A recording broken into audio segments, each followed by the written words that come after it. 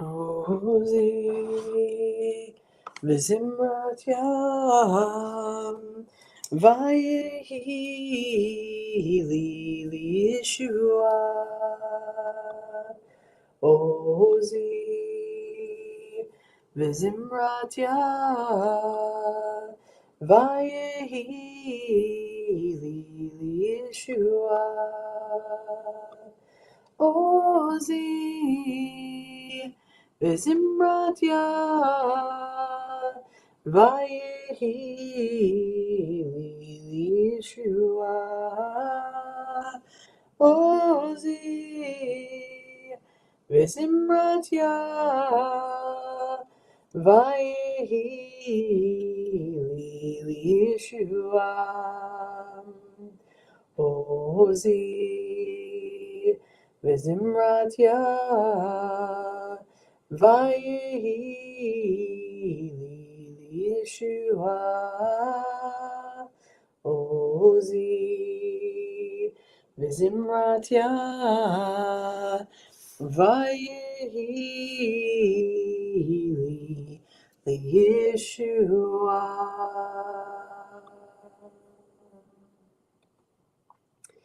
Good morning, Boker Tov. It is Tuesday, it is hot, it is sunny, and it is a time in history where many of us are shaking our heads. I see things that are of conflicting interest, and I see things that are concerning, and I see things that it just looks like there's some sort of blindness of the people. And it's a little scary to think that this is the world that we're living in. I had two separate people, ask me yesterday, what do I think the chances are of war being right here on home soil? And I said, well, what I can tell you is, as Americans, we are not at all ready in any way like our siblings in Israel. We are not prepared. We are not a people who can just roll with the punches. Clearly, we can't even roll with the punches when they're not even about us, not even on our home soil, or not even part of our everyday. And so I think about this week's portion. I think about this week's parsha. So you have me today. You have me Wednesday and Friday this week. So there's a lot of things to unpack. But we are in this week's parsha is Parshat Korach. And there's like some leadership issues. And I don't think that they're exactly parallel to where we are right now in history, in the history that's unfolding in front of us. But there are certainly similarities or ways that we can learn. So sometimes, oftentimes, many times, we know that the crises in leadership come from a place of, are we more worried about our own ego than the greater picture? Like, are we more worried in this Torah reading? Are we more worried about our own ego than about the Jewish people as a whole? And so I don't like to be political, especially not on here. But if we think about the leadership of Israel and we think about the leadership of the United States, we think about egos, because there's nothing really bigger than that, which is the big egocentric mindset versus the good of the people as a whole. So whether or not Korach is well known to you or not, it's kind of like after Shavuot, religious school would be over for the school year. And so there's a whole lot of Torah in the summer months that we don't really get to, or we didn't really get to, or our understanding is not that great as compared to other stories. So there is a well-known struggle, which is happening in this week's Parsha, which is Korach and Moses. It's a leadership issue. Most will argue that Korach tried to overstep or overtake Moses. He wanted to be the leader. He wanted to take Moses down. And following in this way that he is, Korach's stance, posture, was deemed unacceptable. So he challenges Moses and Moses' authority as if it was directly from God's command. This is a dangerous moment in history. An entire journey through the desert. Vicious and damaging attacks of Amalek. Korach's uprising, of course, had to be crushed if God's rule was acknowledged and maintained. This is the common thread that holds Torah together. But should we assume that all challenges to authority are invalid? Does there have to be an uprising? Does there have to be a war, to say, every time there's friction? Every time someone wants to be more powerful than the other, does everything have to blow up? How do we know when challenges are righteous? Listen, there's sometimes that, the right thing to do, or the people that are interpreting what they feel is God's message or way or desire of us, that is so much more important than perhaps the situation at hand, or there's someone's ego that's really, they're on a power trip, so they're going to take over no matter what. There's a lot of places where conflict comes from. But because if it's for the righteous or for the righteous reason, do we encourage it? Is it sustainable? What will the outcome be?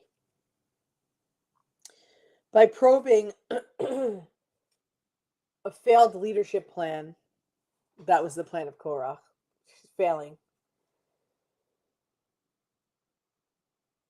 Perhaps it's a way for us to look at our own lives, to help us navigate the challenges that we deal with every day. Korach had a critical flaw.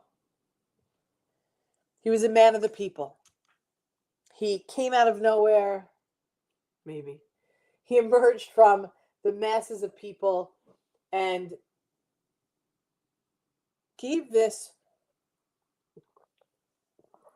feeling that he was the speaker of the common people. Today's the last voting day for the city people. And you can't help but notice all of those commercials that are paid for by the people, right? It's always the person you never heard of, but they're the voice of the people. They're going to make the change. And Korach was that guy. He came, he's a regular guy amongst the masses of people. But he was going to speak. He was going to portray himself as a representative of the people. He was running for office. He wanted to be in charge. And that was the foundation of his leadership. But he was anything but that. He didn't advocate for the concerns of the community. His critical flaw was that he was most interested in himself.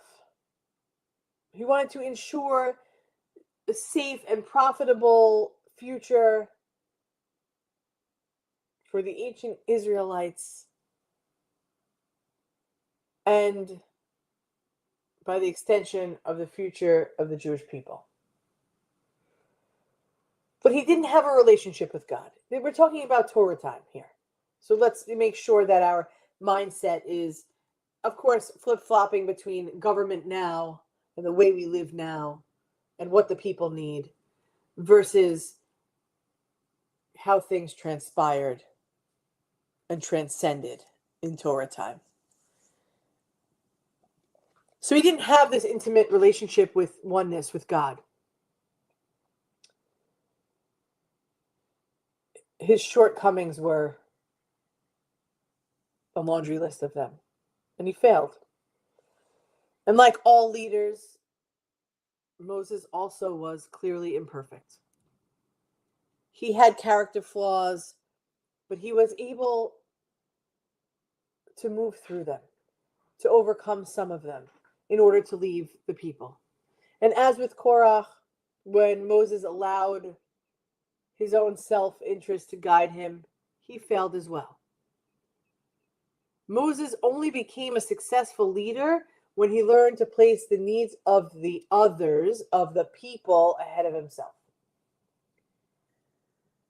To bring us back to the first part of what I said when we came on here, which was, are we more worried about our own ego? Think Korach, think some of the leadership we have today, rather than the people as a whole.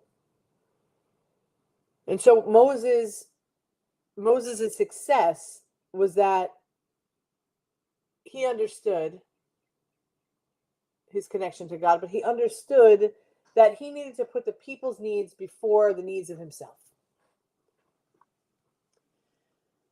We're in crisis mode now, bringing it forward. We are in crisis mode. The leadership is frightening. The affiliation of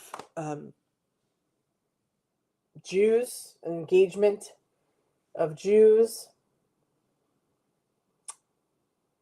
some might say is elevated. Usually, we're talking about how we're at a historical low.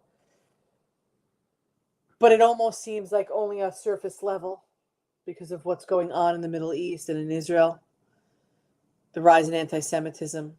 We talk about the Pew study all the time where people just check the box that they're Jews, but it doesn't necessarily mean that they're living anything of the subcategories.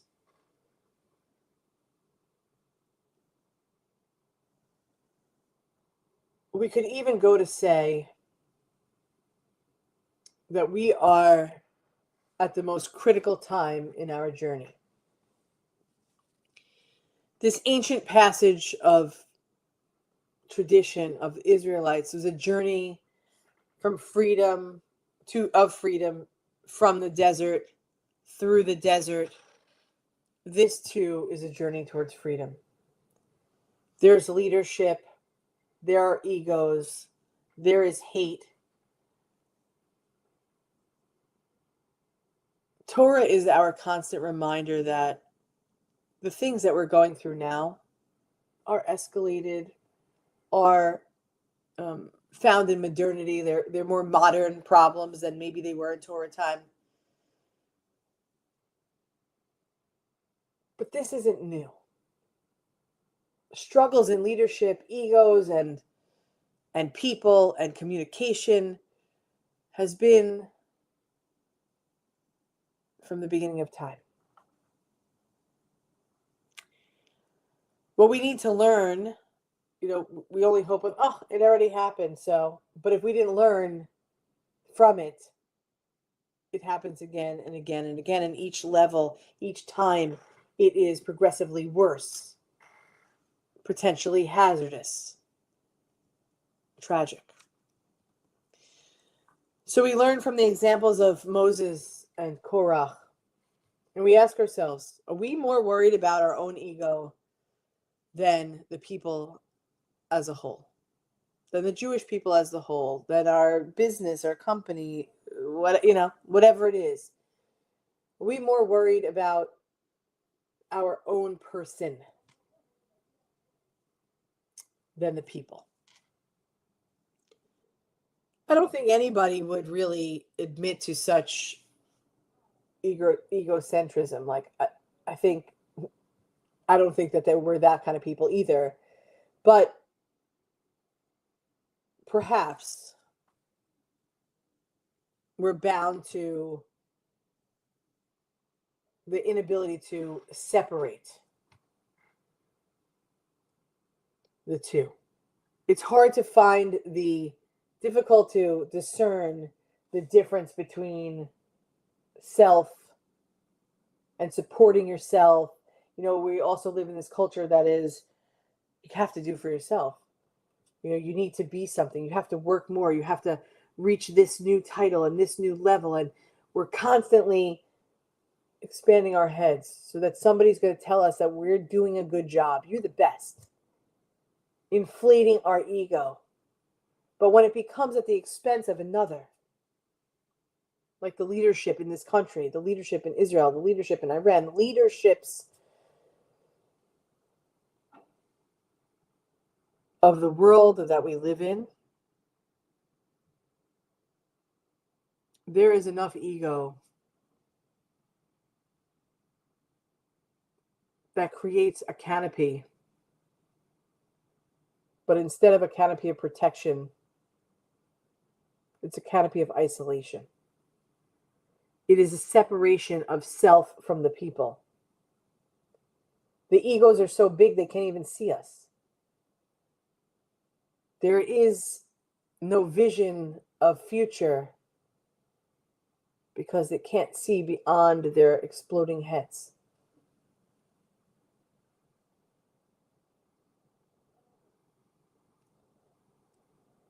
What we feel now feels very Korach-like, failed leadership. But when we are able to transcend ourself, which is the only way that we connect with oneness, with something bigger than ourselves, we're able to help guide ourselves to this, along this course, to realize what Moses realized, which is everyone is a vital part of the bigger picture. Everyone is a vital part of the bigger picture. And until we can see that, we can't see anything. My hope, my prayer is that the blinders are removed. That we need to figure out how to do better.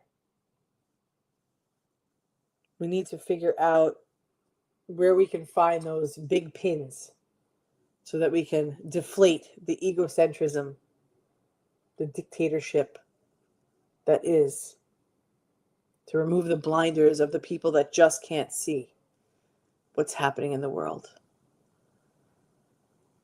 Our job is to make sure as individuals we deflate our own ego so we can see the needs of the many. We are one human family, one heart of abundant love. We love you. We look forward to seeing you. I'll see you tomorrow morning at 9:30 as we continue the conversation, as we continue to look beyond what is the unfathomable. Let us continue to work together to see each other in the face of oneness. Am Yisrael, Am Yisrael, Am Yisrael Chai. Am Yisrael, Am Yisrael, Am Yisrael Chai. Am Yisrael, Am Yisrael, Am Yisrael Chai. Am Yisrael, Am Yisrael, Am Yisrael Chai. Od Avinu Chai. Thanks for being here today.